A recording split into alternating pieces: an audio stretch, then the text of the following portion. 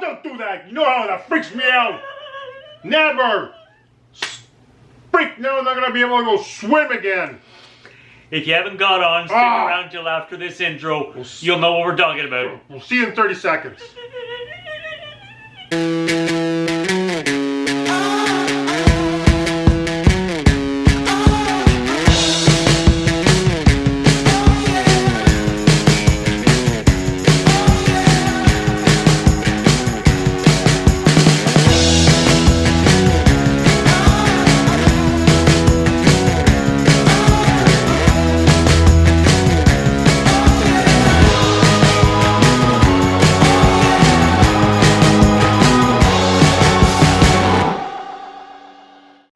That's dude. That's dude. And welcome to Lazyboys night. Oh yeah. Oh, it's nice and clear. What are we drinking here? Yeah. Oh, this yeah. is the it's written really small. I don't have my glasses here. Well, it's Citrus Cerveza by Oh. Overflow Brewing Company. Citrus Cerveza. Oh. Oh yeah, smell it. Oh yeah. That sounds very Cerveza, Mexican lager, basically. Cheers. Cheers.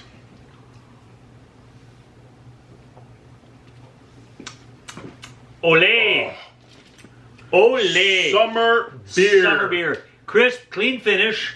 Not a lot of lingering aftertaste. But while you're drinking it, the citrus hits in a very, very refreshing way. The next time I go to Anthony Island, I'm bringing this at the beach. Amity Island? Yeah. Is that what you said? Yeah. I heard Anthony Island. Anthony? Who the hell's Anthony? I don't know. Are That's you what I was cheating curious. on me? Sorry, Right. Tony. Oh, shout out to the brewmaster Andrew from Overflow. No way. Yeah, dude just watched us aside. That's why he's there. Yeah, Awesome job, Andrew. Holy jeez, man, that's awesome. great, refreshing summer beer without feeling heavy. No, Because on days like we've been having for the last few weeks, where it's oppressive humidity and it feels like 40 something with the this is it hits the spot. 14 on this. It's just nice and crisp. Yeah, not very bitter, just nice and crisp and clean. All right. I would be curious to know where you got the recipe for this. He probably made it up. Most brewmasters do. No, seriously, this is nice and crisp. I'm gonna get more of these just from my There you go. my own special stash. Ooh. See, we have the beer fridge where all the beer for the show is, and then dude has his own private beer somewhere else. And we have the fridge. beer that we have for the after show and the Yeah, this is true. There are many beer fridges around the house. How much beer do we have around here? Drinking Unreal. problem? No, it's not a problem because there's a fridge for every kind. Yeah. We're good. We're in control, folks. All right, now if you did not clue in on our intro, this Or year, the poster at the back. or the big poster at the back, this year we celebrate the 50th anniversary of Jaws. 50 years! What? I know. Now, why is Holy Jaws so important jeez. and iconic? Here's the thing. Most people don't realize this, but the summer blockbuster movie thing was not a thing That's a fact. until Jaws came out. That's in also a fact. 1975. Yeah. Steven Spielberg took a chance, created this movie, and it was the first time that people rushed to the theaters to see this thing during the summer. And the summer blockbuster was created. And it was only his second movie. Yeah.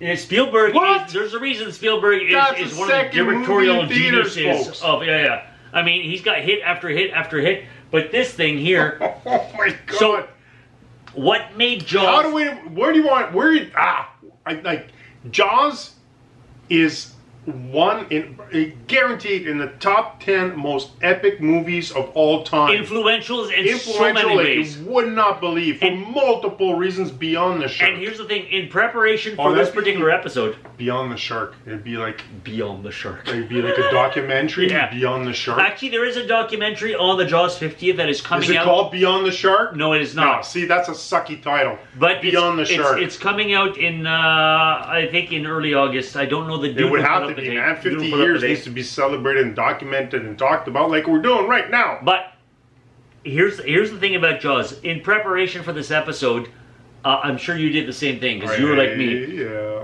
I got rewatched- homework. I We got rewatched. homework. I rewatched the movie because I hadn't watched it in a while.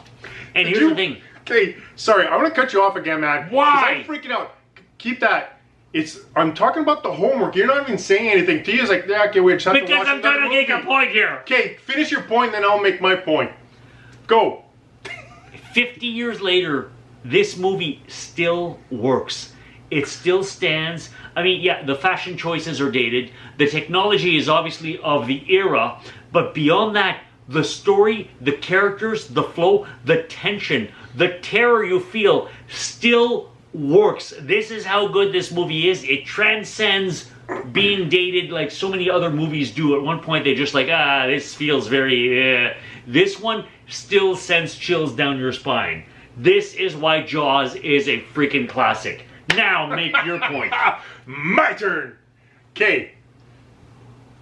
When we found out that it was Jaws' 50th anniversary, and we were assigned homework by Dude to watch Jaws, not just because a lot of times we'll talk about things and it's retrospective. It's things that we Haven't seen it in a few years, but I remember it. So we'll go, hey, dude, can you things that we don't remember, but this is what, Lazyboys Night is all about. It's just dudes getting together, right? And dudes includes everybody, by the way. Dude is a generic term saying that you're a friend, right? So dude is the same thing as saying buddy, friend, chum, all that fun stuff. Chum? So, chum. I use chum all the time. Yeah, No, but chum. sharks- Yeah, I know. Oh, man, you ruined it. You I was talking about chum. chum. Throwing out the book. Okay, no, we're not there yet. Oh, spoiler, stick around. There's It's gonna 50 be years more. old, there's no spoilers. Never know. So. If they haven't watched it yet, that's their own damn Here's the fault. thing. We were assigned this homework and I'm going, okay, I need to watch this. I kid you not, when I was setting myself up to watch it, I'm going, am I watching this with lights on or lights off?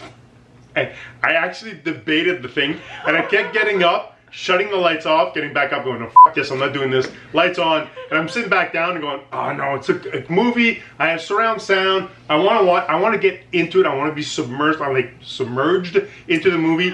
So, so I go up, and I'm like on and off, and finally, I bit the bullet, and I shut the freaking lights off. I'm happy I did. But holy shit, does it ever stand? Like, it still stands It up. still works, It I know. works. And it's like, okay, so we wanted to be fresh when we did this because I remember Jaws from a while back on the VHS. I remember that it played on TV, but imagine a TV version with commercials, not the same. It breaks the... Yeah. So I'm going, you know what? I'm going to get right into it. Okay, I'm biting that shark bullet. I'm gonna shut the lights off. I'm going full surround sound and I'm getting right into it.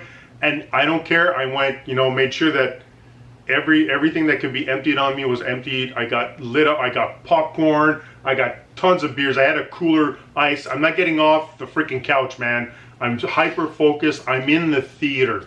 And that was my mindset. And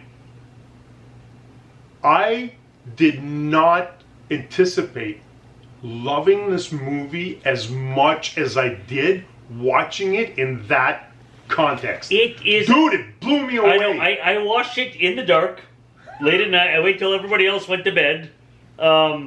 And just, okay, this is my homework. And I put it on, and I'm just sitting there on the couch, all the lights off. The only light on is the TV screen glowing. Yeah. 48-inch screen glowing.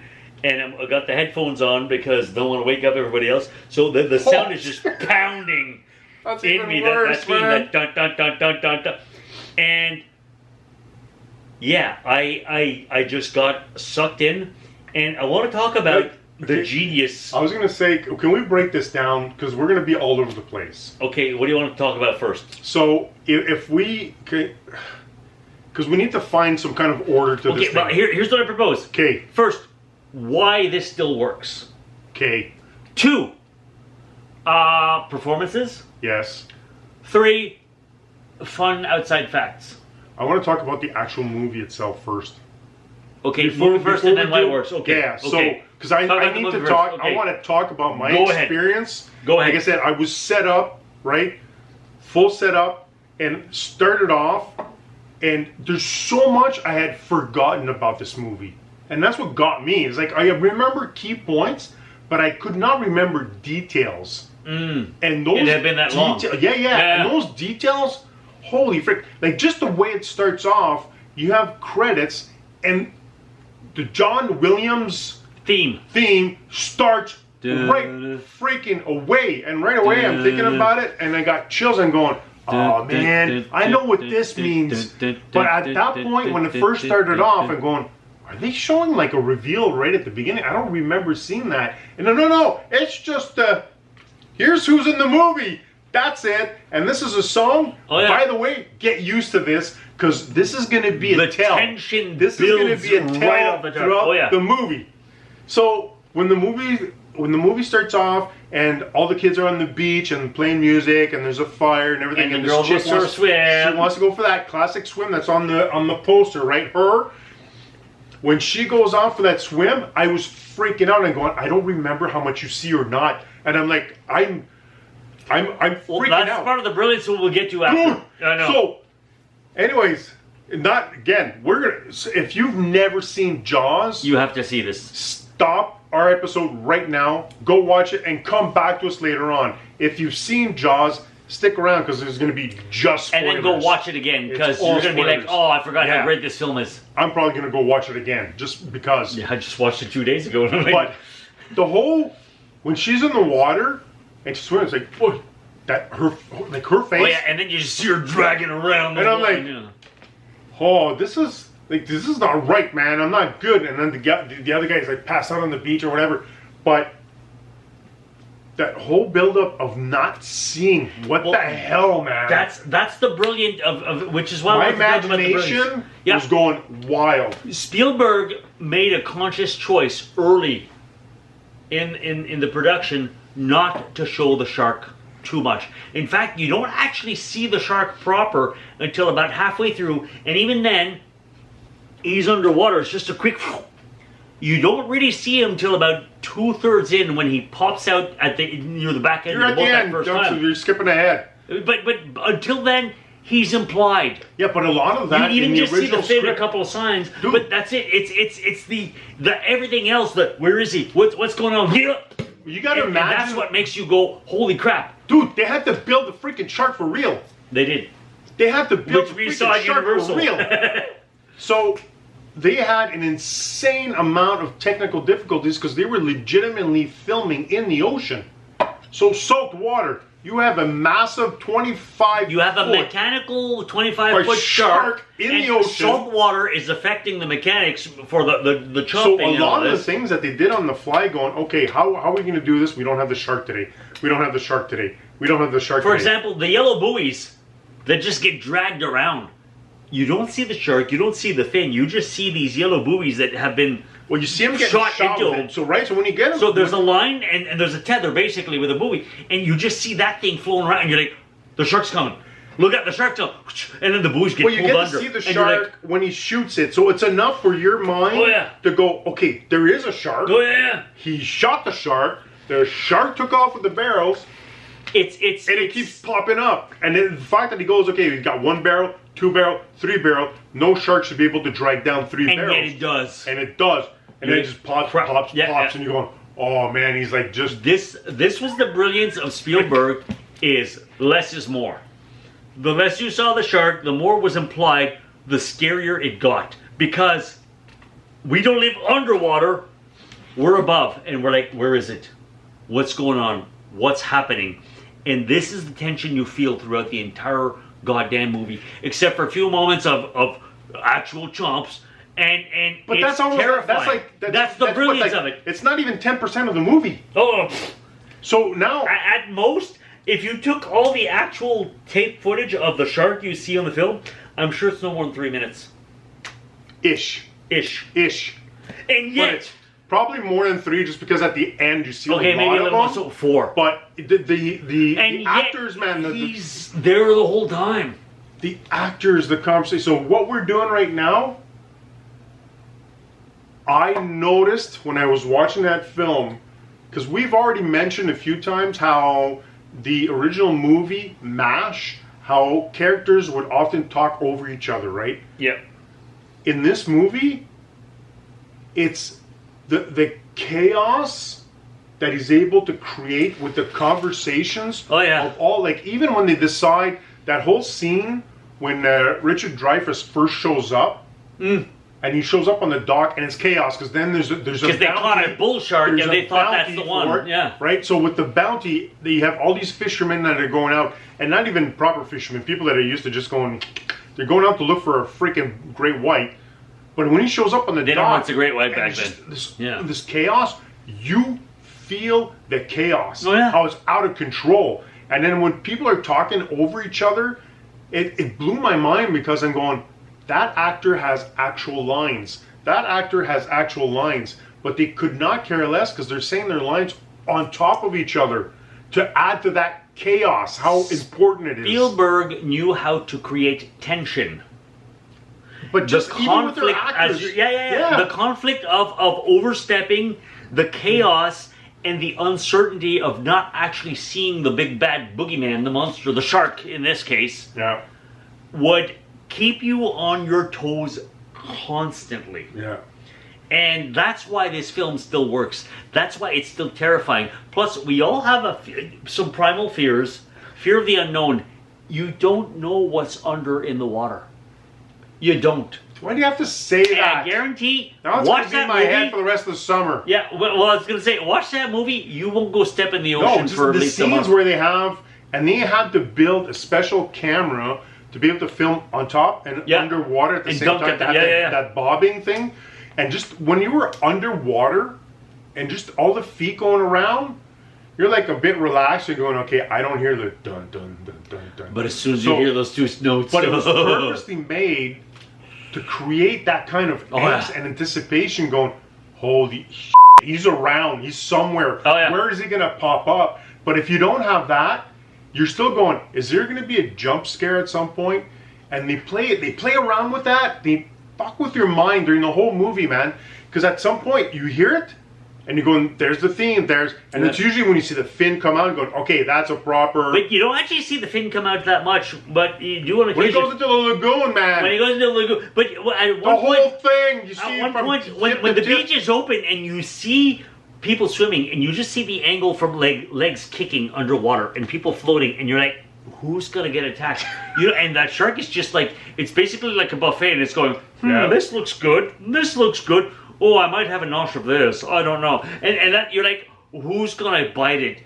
And it just all right. So okay. So you understand? We actually enjoyed this movie just a little bit. Just a little bit. Just a little bit. And that's like by rewatching it. Not even based on what's actual a legend at this point of movie and of cinema. But watching it for real time, and there's a reason why this is considered one of the greats. Great whites. Yeah. And like I said, despite the certain dated elements, it still doesn't feel dated.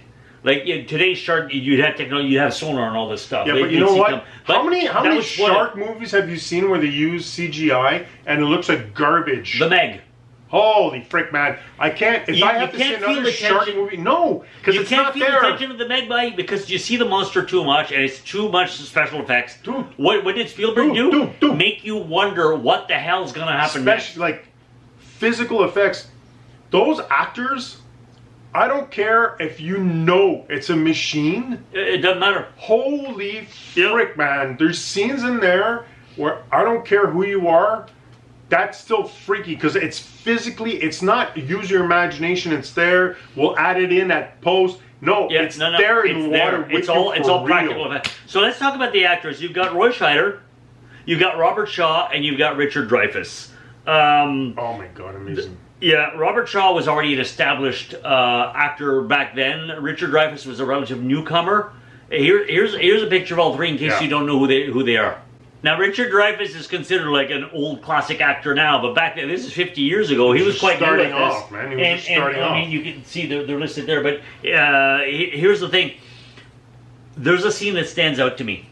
Okay. And this is how influential this movie was, not just with the shark, with the tension, with the whodunit, what hide the monster thing. How many movies have you seen where the characters start comparing wounds and scars? I mean, Lethal Weapon did it. A bunch of other, I can't name them all right now, but it's become a cliche at one point where they compete. Oh yeah? Well, I got this from this. That started with Jaws. When Robert Shaw, who's a fisherman, who actually, and he tells his tale, and his tale is chilling. About he was a Navy man, about a ship sinking, World War II, and about how, like, of the 1,000 men in the water who formed a protective ring, only 300 and some survived because the rest got picked off one by sharks until they got rescued. And he's showing off these scars. And Richard Dreyfuss is the oceanographer who's showing off scars of his own because he's been studying sharks his whole life. And that whole scene, they're both drunk on the ship, and they're showing off scars. And that scene has carried over into so many other films afterwards, often as a homage, sometimes as a cliche, sometimes as a parody. But nonetheless, this is where it originated. That's how influential this is. And the performance is just beautiful. The performance, it's one of those performances, it almost feels like, when I watch that again, I'm going, they didn't know cameras were rolling. No. It feels so natural. And when you have a chief of police that's just standing there listening to these two drunk idiots talking, comparing scars, and the way he's laughing about it, and going, there's no freaking way you guys are acting, man. That's that sounds like a legitimate story. That sounds like something we'd do on freaking our own show where we'd just be talking about stuff. I'm sure it was so scripted, but it felt like these guys were just two guys talking, is what it felt. It's unreal. Like, and that's what with this movie is, what needed to carry it was to make sure that you had the proper actors. And that's what I miss about classic movies, regardless of what the classic movie is. If you're going to watch it again, go back for the acting. Yeah.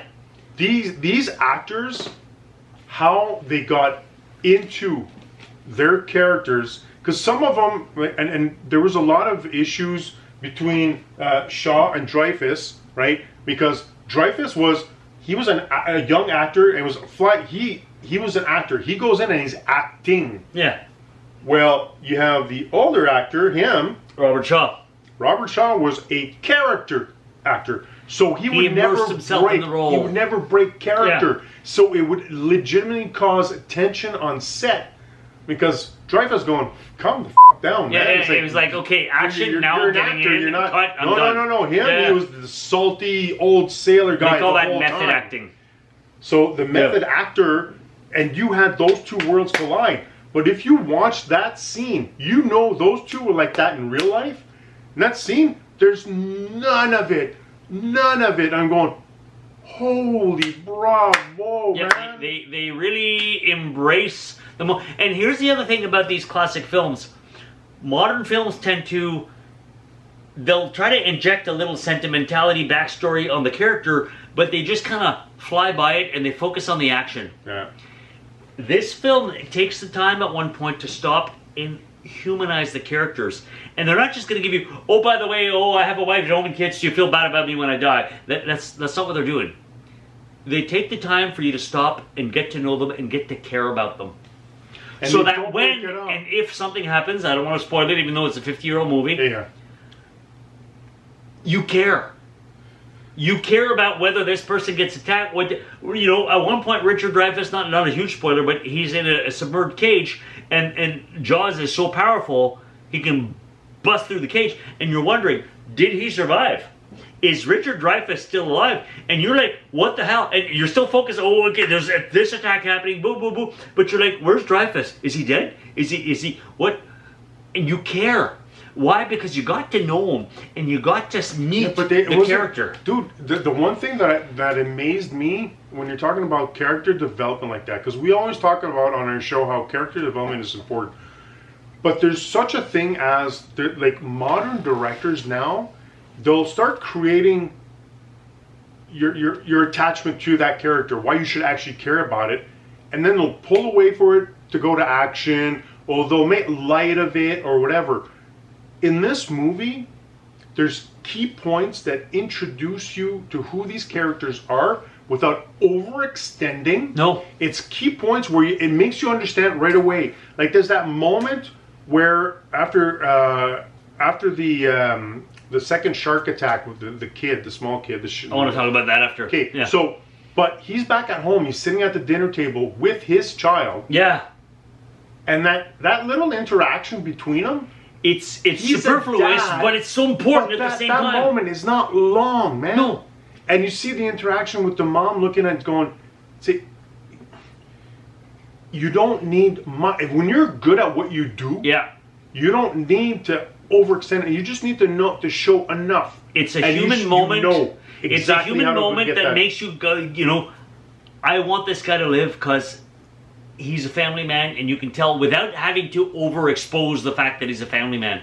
And even in that one scene when the Richard Dreyfuss character comes up, shows up at the house, and he's got the 2 bottles of wine. Yeah. And he's like, I don't know what you guys drink. Red or white, but yeah. as soon as he sits at the table and he's like, you're going to eat that, takes the table, you know this guy, he's off the fly. Like he's scientific. He doesn't have manners, but he's like super, and it shows you who he is in that little moment. Yeah. And there's all these little things that they keep showing you, just enough that you actually build a relationship with all of those characters. You that care about them. man. Now, I want to talk about that second attack. This is an interesting trivia fact. I wrote down the names because I'm terrible with names. What did I put before? I can't remember the phone. Okay. Oh, we'll put him down, dude. The little kid's name is Alex. Don't worry about And it. dude You're just gonna dropped cause the more phone. issues. Hey. Let it go.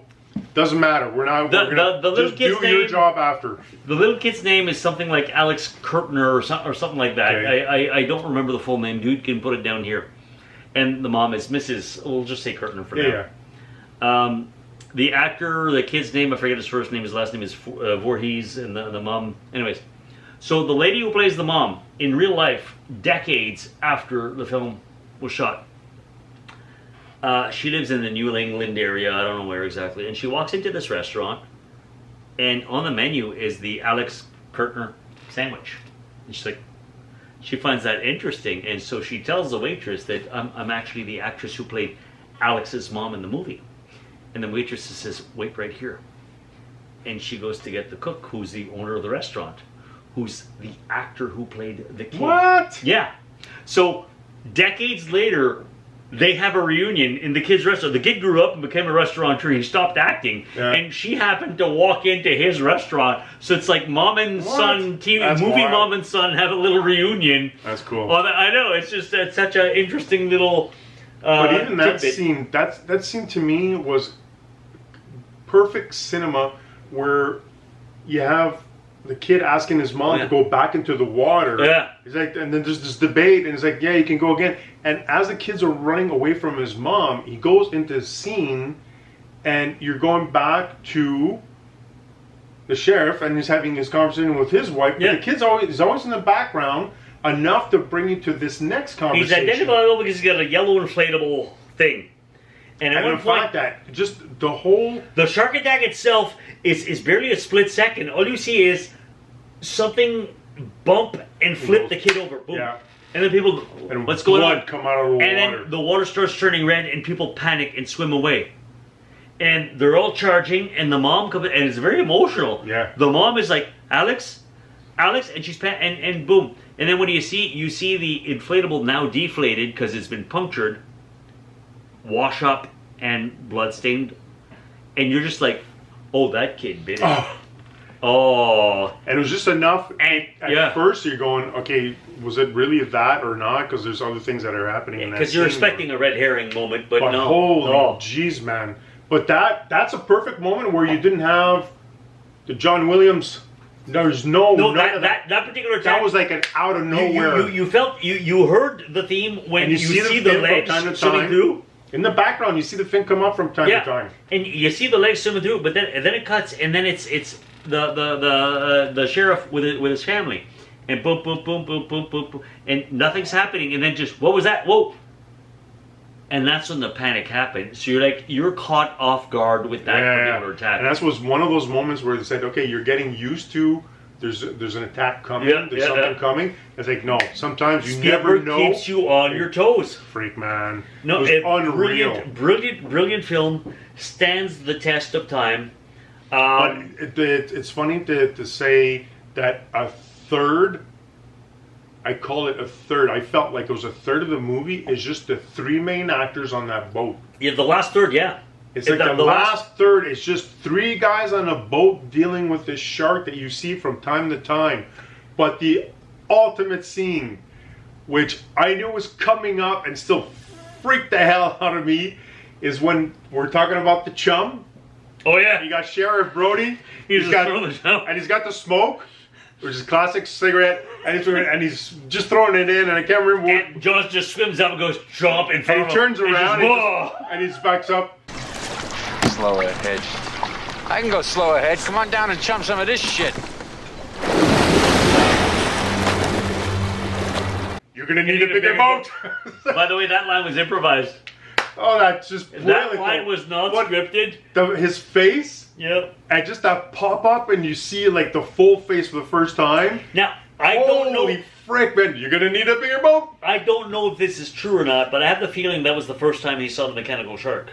I don't know. I have no idea. Because that reaction was just so. Oh, that was perfect. Like just whoa, being sarcastic, being a jerk, and just throwing the chum over the side. Total WTF moment. It's like talking to himself, like, and just freak out.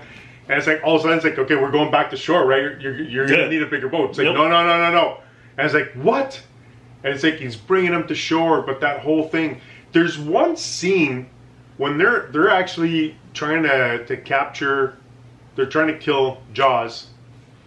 There's one scene that I noticed and I had never known about and I had never seen, is towards the end like that, he's on the boat and there's a falling star. Yeah, I noticed at that time. And I'm like, there's shooting what stars. The hell? And I rewound and I'm like, is that for real? Yeah, it just happened to have a real shooting star. But and then it's the just following perfect. scene, you see it again. yes. Yeah. So there like, was probably a meteor shower that night, and they picked up two of them. And I'm like, but yeah, I remember watching that, and it was just that's like a perfect dude. That first one streaked across. Put up the image right now. See, what the hell? As if in that shot, and there's a following shot from afar, and you see another one, and like, what's going? And I'd never seen that before, and it's just watching it and going. Is this like a capture on film sometimes? He wasn't involved with Close Encounters of the Third Kind yet. No, Richard Brothers did that a few years later. If you would have known, like in advance, and it would have been like a kind of an insert, I'm going, okay, possibly. Yeah. But nothing was signed, nothing was written at that point for Close Encounters. It was just coincidence. But I remember noticing that too when I watched it the other day. And it's huge because you have a huge close up on his face, and it's like right behind his head. And it's perfectly framed, just across the screen. And like, anyways, what the hell, man? But that whole scene on the boat, they're actually on a boat. This is not. They're actually in the ocean. They're not filming this on a film set in Hollywood. None of it was filmed in a water tank? There's the only times that was in the water tank was shark close-ups. Yeah, but because the mechanical, because they don't. Yes, I know parts of it, and some of them. It's funny because some of them are filmed in Australia, some of them were filmed at the Hollywood studios, some of them were in the ocean. So it's a mixture of all. Because I do know they actually had real live shark footage. Yeah. They'd send people go and just. Well, that was all in Australia. Yeah, that's what I assumed. But one of the things, when it comes to the actual boat, was at one point that boat was sinking for real. So they just threw it. They threw it into and just beach it before it sinks. Wow! Because there was an issue. I can't remember what it was, but water was coming on board so much that it was ready. The salt water will affect. And they only had the one orca, which is the name of the boat. So they had the one orca, and they just go. The guy, I guess the skip for that ship. Just like gunned it, and it's like, we're going to shore. And then they had the camera crew holding all their shit before it goes underwater. I did not know that. Yeah, that's awesome. So they had tons of issues when it came to that. But yet they pulled it off. And they had the second orca, which is the one that slowly sinks. That was filled up, so they could float it back up. Okay, set up the scene. Set up on a rig and it drop comes down. So that one was specifically made. but they had the actual orca and they had the sinkable orca, which is two completely different things. But it's just all these different scenes.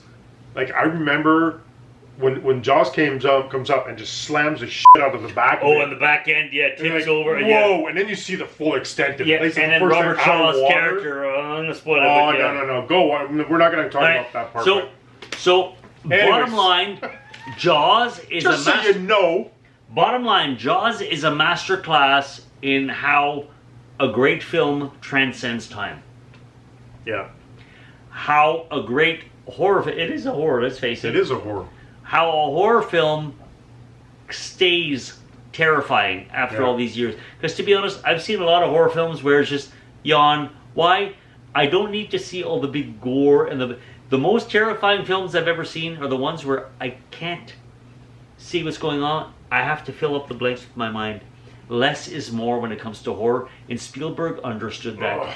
And for that, Steve, yeah, thank you for an amazing 50 years of Jaws. And we won't talk about the sequels. No. But, well, 2 wasn't bad. 3 and 4, we won't talk about. But enough to say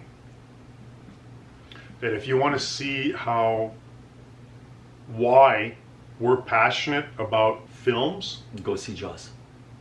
That's the reason. Yeah. Cinematography, direction, acting, actors, storytelling, character development, all those things with no social messages at all. This is true. At all. It's just your classic ride. Man versus nature classic story. That's it. Freaking out the whole time and bringing you in and everything about it. So yeah, thank you. Before you do anything else, hang on. I want you to like. Yeah. Then I want you to subscribe and share. If you've been here long enough, as in this specific episode or in any other episode, if you've made it this far, I'm sorry to tell you, unfortunately for you, you're an actual fan. You enjoy what we do. That's not unfortunate. That's greatly fortunate because now you get more of us. So just subscribe so we know that you enjoy what we're doing and we continue doing this. And if you want us to even have more content, better content that you enjoy, you know what else you can do? We're all telling you, comments. We appreciate them. Right? Negative or positive, constructive or not, we've had them all. Trust me, so far I've seen quite the colorful comments. And no, we're not married. What? No, yeah. So just because we get along together and we talk over each other and we finish each other's sentences, friendship. It's friendship, guy. So yeah, it's something else. You should look into it. Friendship, it's an awesome thing. Right? Just saying. This is news to me. Anyways. That's why I respond to comments. See you next Thursday. We'll see you next time. Cheers.